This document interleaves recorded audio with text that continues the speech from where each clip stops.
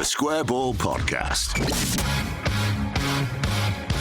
So today on the guide with me is Michael and Chris. My name is Dean, and we're taking a little trip down memory lane. We're going back to the 4th of November, the year 2000, and a very strange kickoff time of 11:30 p.m. a.m. That would have been strange. That would have been strange. Very strange. 11:30 a.m. Apologies.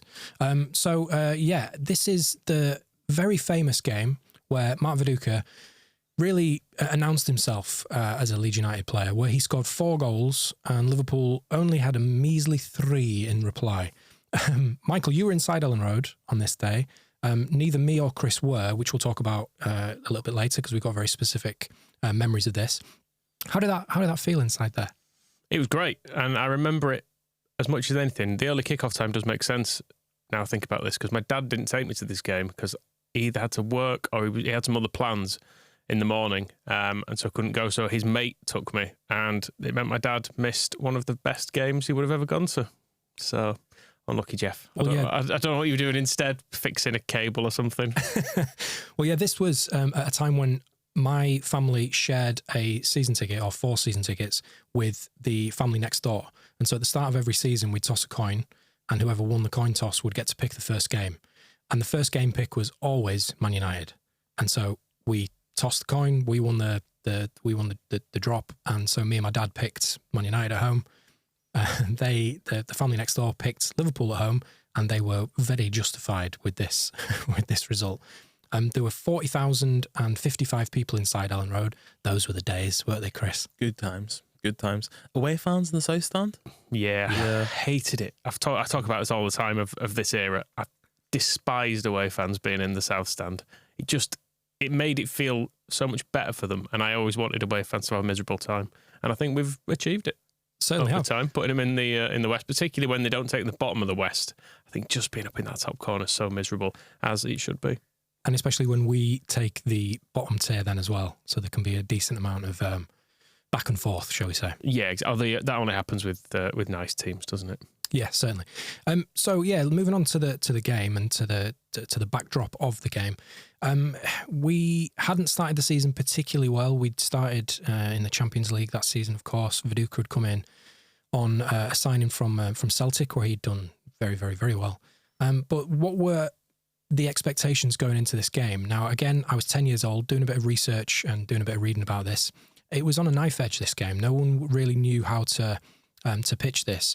But certainly after 20 minutes, I think a lot of people thought it was going one way. So Sami Hyypiä scored after 2 minutes and Christian Ziege scored after 18 minutes. Some classic Leeds United defending on those set pieces. Just 2 free headers. We were talking about this upstairs, right? Bizarre. Plus ça change. Just what's the plan? Yeah. On both, I think I can definitely blame Ian Hart for the Ziege one, because he sort of squared up and looking at him head the ball. Hyypiä, he's so unmarked. I'm not even sure who's meant to be marking him.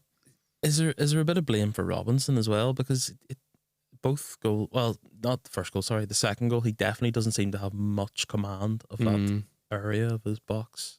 Yeah, I mean, we do have Paul Robinson in net. It's worth saying in this one. Martin's one of his little injured spells. And also we have Danny Hay coming on for Jonathan Woodgate as well. So it's looking a bit of a piece together spine, but certainly by the I think Woodgate gets injured quite early on in this. So maybe we'll allow that for the dodgy defending. Maybe, yeah. Let's run through our team, certainly. So Robinson in goal, Kelly, Woodgate, Matteo and Hart make up the back 4. Bowyer, Bakker, Decor and Jacob Burns in midfield, one of his rare starts. And Smith and Viduka up front. But yeah, like you said, Woodgate goes off after 16 minutes and Hay comes on to replace him, one of only 4 appearances Danny Hay ever made in the Premier League. So maybe the Ziege goal on 18 minutes, people don't know who they're picking up, Hart's been passed on to him, but the defending just in general harks back to a simpler time of football, I think. Yeah, for the third goal, for the third Liverpool goal as well, Danny Hay's just absolutely nowhere. Like there's another highlight where he's basically like 2 yards off Emil Heskey. Like he's not even tight. That's giving me yard, Heskey. Got to be careful. It's dangerous, very dangerous if you get close to him. Yeah, just in terms of what people expected from this game, I just remember from this time we were basically terrible against Liverpool. There'd been a couple of memorable wins, which obviously the Yeboah volley, and then Alan Smith scoring on his debut at Anfield.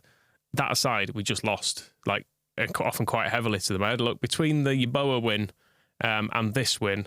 The aggregate score was 25-6. Wow. Across the games that had happened in the period in the middle. So we did not ever do well against Liverpool for this period. So going 2-0 down is a bit like, this is right. This feels comfortable.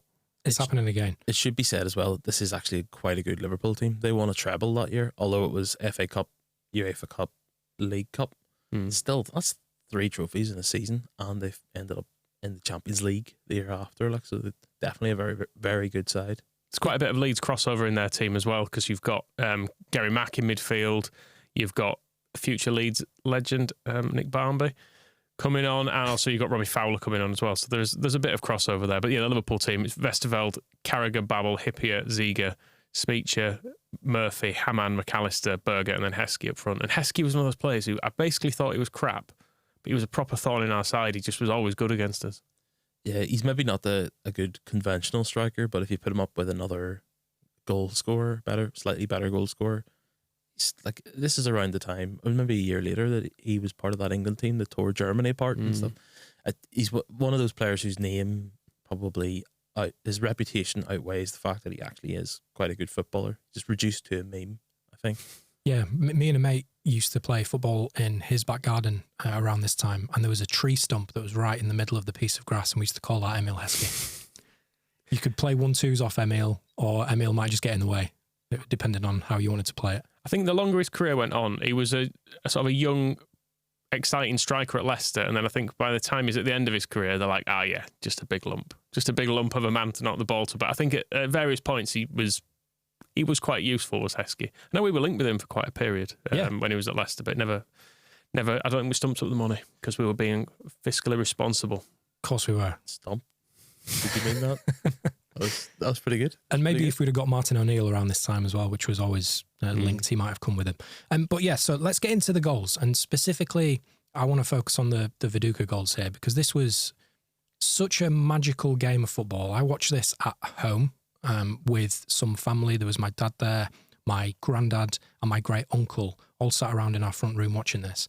My granddad and my great uncle never really got on well with each other. It was just a family quirk, as there is. But when these goals started to go in, I remember vividly some of the scenes, some of the limbs that were happening with these elderly gentlemen in front of us. So let's start with the first one. So we're 2-0 down after 18 minutes. Then 24 minutes roll around. I don't think it can be understated the impact of how much of an annoyance Alan Smith was at this time. Just putting himself about, getting in people's faces, and this goal was a direct result of some of that play, right, Michael? It was, and this is in an era when pressing was not the thing it is now. Every team presses, and they have triggers to press, and they have like people who will press and people who will sit, and there's method to it. Alan Smith was an early presser and quite a freestyle presser, I would say. He used to just charge about with the way it looked, basically. And on this, he just chases Ziege into the corner. He thinks he's got a bit more time than he does, and when he tries to clear it, it's half blocked, and it turns out to be just a wonderful pass to Viduka, who's stood unmarked in the area. Yeah, Ziege doesn't really seem to be thinking here, because he takes just far too long on the ball, and it's not as if he's going, it's, as you say, pressing. There's nobody offering a short option. It's the ball's going, getting pumped up the pitch anyway, so I don't know why he doesn't just thump it. That's fullback. That is fullback play in that era as well. There was no passing inside. Just bang it down the line. Win a throw-in. Yep, aim for Heskey. Go from there. Yep. But yeah, I think this is probably the moment that Mark Viduka would look back on and think that his luck was in today, because that clearance is perfectly put into his stride. I mean, take nothing away from the finish. Beautiful finish over Westerveld. Really lovely clip. And it goes into the net. But still at that point, I didn't think this was on, this comeback. It just felt like a little footnote. And we go into half-time, still 2-1 down. We change ends, as we do, and we're kicking towards the Kop. And 2 minutes into the second half, Kelly is racing down the right in front of hoardings. And I wrote down the name of some of these advertising hoardings because they're very of the time. Strongbow, of course, they're on the front of our shirt, but you don't see much alcohol being advertised at football grounds now. McDonald's, again, artery clogging fast food's not going to be there. PlayStation and Yorkie, just for men. A more innocent time when it was just booze and junk food and no gambling. And No gambling. sexist chocolate. But yeah, Kelly races down the right. I think this is probably a goal that in aforementioned Friends back garden that we tried to emulate time and time and time again. Perfect cross from the right. And what a header this is to make it 2-2. There's a lovely sort of body shape silhouette you can take of Viduka midway through this, because it's forward of the near post, so he's got to kind of turn it around the corner and into the goal. And the marking again isn't brilliant, but he takes it so nicely. He's like, it's impossible to overstate how good his finishing is. I know in this game, but just generally, like, it's the very easy thing to say of how much would he be worth nowadays. If you have a striker like that nowadays in the Premier League and you're top 6, pushing for the top 6, you're laughing. I always used to think So good. Viduka let himself down a bit after Leeds. He had bigger moves in him. He should have gone to Juventus or Bayern Munich or like a big European team, I felt, after Leeds. And in the end, he sort of did like Middlesbrough, Newcastle, and it never quite worked for him. Because on days like this, you saw him and you were like, well, he can do everything. Like, he's got, we'll come on to the later goals, but some of his close control is amazing. Physically imposing, good in the air, just like had a bit of everything about him. Apart from, I suppose, modern day, you'd have to, Bielsa might want him to lose about 4 stone and turn him into a bit of a pressing machine, because he's probably not going to do that. No, he's not. But with that sentiment, Carragher did an interview, because Carragher was playing in this game, as we've just heard. He did an interview a little bit afterwards, after the fact, and he was talking about how you couldn't do anything against Viduka. You couldn't get him off the ball. You couldn't really get in front of him because he'd find a way past you. And like you say, yeah, I don't know why you didn't push on and go elsewhere. Where was he? Where did he go immediately after us? I feel like it was Newcastle.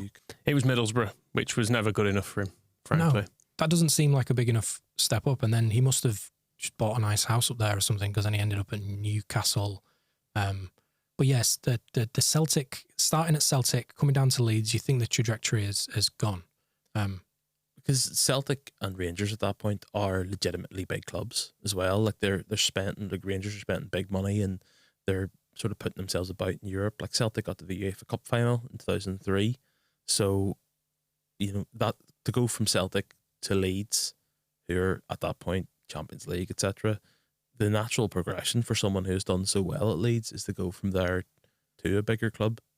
As Michael said, someone in Europe. I have Juventus in my head. Him and Del Piero in attack would be just so good. He suited the European nights as well. I always felt like he was just great in those. Like the stuff he does against Lazio, that should have been happening every week for him.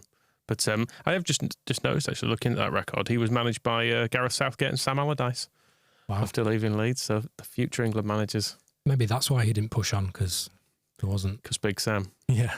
Have some pints of wine and win some headers. Just pushed him back. So yeah, 2-2 just after the break, but then just past the hour mark, 61 minutes, Liverpool nudge back in front. And yeah, this is where the image of all of the Liverpool fans behind the goal really sticks into your brain. And it's not fair. I was going to ask you before, who made the decision on those specific home games to give away all of that? Like, is it just because they were going to bring more fans and we could charge them more money? What's the crack? I'm not entirely sure, because sometimes Elland Road wouldn't sell out at this point, but Liverpool would have sold out. So give them the smallest number of tickets possible would be the obvious thinking. I don't know if there was anything reciprocal going on, like we would get the same there, but we had to keep them in one stand because you can't start spreading in between stands or something. I'm not sure, but I just know it should never have happened. It should never have happened. And yeah, the image of those guys going nuts behind the goal, not nice, but it is nice when you frame it against what we know happened next. In the lift on the way down to the studio, me and Chris were talking about Olivier Dacour. And Dacour is a huge player in these next 2 goals. So as an open question, how much do you think Dacour would be worth in today's market? If Chelsea were buying, what did they pay for Caicedo? 110 million, something like that. At least that then. 130. Yeah, we'll say 130 for argument's sake. I think Dacour could have probably slotted into pretty much any team at this point. I think at some point he was linked with Arsenal, I seem to remember, and that would have sort of made sense for him, I suppose, as well. I mean, if we're going to come on to Dacour, we'll jump ahead here, but are you giving him the assist for the 4th? Yes. Yes, okay, cool. But we'll come on to that. Yeah, I'm not so sure. I think that's a shot, but we'll come on to it. So for the third goal, for Viduka's hat-trick on 73 minutes, this was the ball. This was the assist. This was proper class midfield play. What are your memories of that going in the ground? In the ground, truthfully, I can't actually say what happened in the ground because it's one of those things that I've seen back enough times that I'm not sure what happened at the time and what has been pieced together from other memories of it. But it's such a nice goal. There's something satisfying about it because it's a good through ball, but then it's bobbling up a little bit and it looks like he's lost control of it, and then it looks like there's defenders are back and you can see the keeper's coming out. There's another defender on the line, and somehow he just evades absolutely all of it and just puts it in like pretty much probably the one spot in the goal where there's a little gap, and it's nice because he sort of humiliates about 4 people all in one move with it. It must have been really demoralising for Liverpool at that point too, because, you know, you've gone 2-0 up, brought it back to 2-2, you've taken the lead again, and then the one guy that you just can't figure out how to stop has then just gone and scored a hat-trick and done it in that way. Like the next goal coming after that, it just felt inevitable, or it must have felt inevitable. I'll tell you what I would think now. If this goal goes in, I'd think we're still going to fuck this up. They're going to score again here. We've got Danny Hay at the back. Of course, they're going to score again. Probably, have they got Barnby on by this stage? I think he's about to come on. Yeah, Barnby comes on in 74 minutes. So I'm thinking, Barnby. He's probably him going to score. And they've got Gerrard, a young Gerrard's just come on. Robbie Fowler's on, so you're thinking it's all heading up that direction. But listener, reader, it didn't. 2 minutes later, Decor with another assist. It's definitely a shot. It's a threaded pass, a very hard threaded pass. Yeah, I mean, he's also miles offside. Yeah, it's Viduka on this, which is good. Again, just goes to show if VAR had existed, then we wouldn't be doing this podcast. Well, Viduka was on fire like that. He'd have found another goal in it. Do you think he would have done? Yeah. But yeah, I mean, it is a shot. I'm pretty sure from Decor from a stupidly far out, difficult angle. Like he's never going to score a goal from there. Trying to think of any goal that's ever been scored from that sort of a range. Kewell scored one against Villa one time. It's that sort of an area to shoot from. But what we can give credit for is the first touch of Viduka because it's blasted at him, and somehow he cushions it, but in a way that also knocks the ball into space. And then the finish is pretty much a replica of his first one in that he sees the keeper coming out, waits till he lays down, and just lifts it over him. A bit like Dan James tried to do the other week when he definitely scuffed it. Successfully did. He did. Yep. They both ended in goals. Yeah, so for me, like I listened to this game on the radio, so I didn't actually see any of the clips of it until a few years after because there was no YouTube or anything. It is my earliest footballing memory because I was 5 at this point, and it would have been a Saturday afternoon by this point, and I remember being in the car with my mum, my dad, and my sister, and we pulled up the far side shopping centre in Belfast, and mum went into the shop. My sister's asleep in the back seat. She's 2 at this point. I'm sat in the other seat in the back of the car. Dad's in the front. We're listening to the match. Just can't make any noise because we just got ill and asleep. Mum's in the shop, so we're just sitting there like silently, and Leeds score, and it's like, ah. And then I think my dad was saying by the time the 4th goal had gone in, we both just jumped out of the car and are like bouncing around the car park because at that point there's no way of keeping it in because you're witnessing one of the all-time great football matches in a really, really busy car park. You're just like, right, no, that's it. Get out of the car and just bounce around for a few seconds. It's almost like being stuck in the home end an away match, isn't it? For the first bit, where you just like sit on your hands, don't show any emotion, just keep it quiet, keep a lid on it. And then you can't possibly anymore when the 4th goal goes in. And you go up. And just think, there's quite a lot of Liverpool fans and Man United fans in Belfast, and just thinking what would have happened if somebody had sauntered past in a Liverpool top at that point. That's what football's all about, isn't it? Those moments. And like I alluded to before, watch this on Sky Sports with my family, and I've got a really clear, super clear picture. When I close my eyes, I can see it. When the 4th goal goes in, me and my dad are bouncing around the living room, and my granddad, my great uncle, both of whom are no longer with us, shaking hands, smiling, fist pumping. It's what football's all about. It's these moments. It's these snapshots in time that will never be repeated in that such a specific way, to go 2-0 down, to bring it back, to fall back again, and then for Viduka to get all 4 as well. Unbelievable. I remember the Yorkshire Evening Post headline the next day, which was Viduka 4, Liverpool 3. He was unplayable that day. I like there's some good footage as well at the end where it's Viduka with the scoreboard in the background. It's the old scoreboard as well. It's like you can see it's just the sort of the lights on it basically lit up with the 4-3, and it's him with his arms in the air. I'm sure you remember that photo from it. It's funny actually I was saying about how memories sort of change in your head from watching footage back. And in my head, this is a much earlier game in the season because it looks like a nice bright sunny day, but it's in November, is this? But like you look back at it and you think, oh, this could easily be like an end of August sort of 3 o'clocker. But it was probably as well, knowing the way the sun works at Elland Road. I'd have been in the East Stand for this, so I also probably couldn't see most of it because the sun will have been absolutely glaring in my eyes at this point. So the wider context of this game, we went 7th at the time, Liverpool went 4th. Unfortunately, at the end of the season, Liverpool beat us to 3rd place by a point. So for anybody who's watching or listening to this, 3rd place used to be the final Champions League spot. 4th was introduced a few years later. But how crucial that point was that separated us and Liverpool, and how crucial that may have been to the downfall of Leeds United. Had we have got into the Champions League again that season, would we have had all of the turbulence and the turmoil over the years? Probably, but I think it's likely Ridsdale would have just spent everything.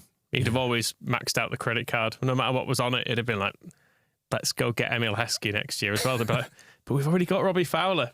Still, just keep adding the strikers. And the game that actually, the points we missed out on, you will have seen, because that was the 1-1 against Man United, wasn't it? When yes. we were robbed in that. So yeah, there's maybe a guide to in that, because what a game that was. Ridiculous game of football. But final word today on Mark Viduka, because it was his game. It took him to the 7th week of the season to score, but going into this Liverpool game, he'd scored 5 goals in 4 games. So that means that after the game, he'd scored 9 goals in 5 Premier League games. Mental record. Still lazy. People used to get cross with him being lazy. I think the contrast to him and Alan Smith up front, because Smith used to do the charging around bit, people used to prefer that rather than the just scoring really good goals bit.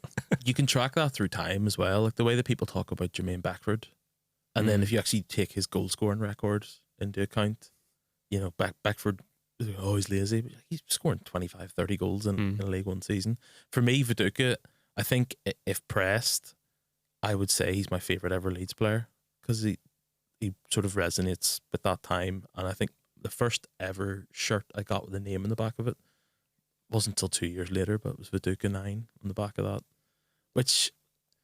He's probably maybe not the most glamorous player. You maybe would have said Kuhl or someone like that, but he's a goal machine, and he's a player who, like, when you look back 20 odd years on, it's actually probably even better than you thought he was back then, or really truly appreciated that he was back then. Definitely, and I think if we're talking about how much Decor might have been worth, what would Viduka be worth now?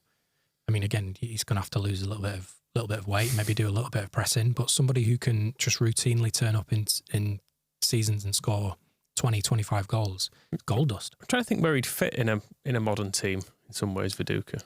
In like a 3-5-2, big man, little man.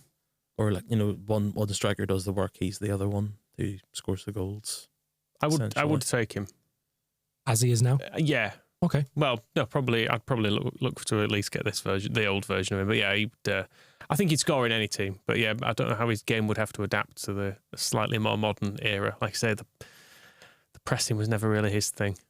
Eddie Gray used to say you used to have to make him angry before going out to play, because he was just generally very relaxed with Viduka. But that maybe is why he finished his Leeds career with some red cards.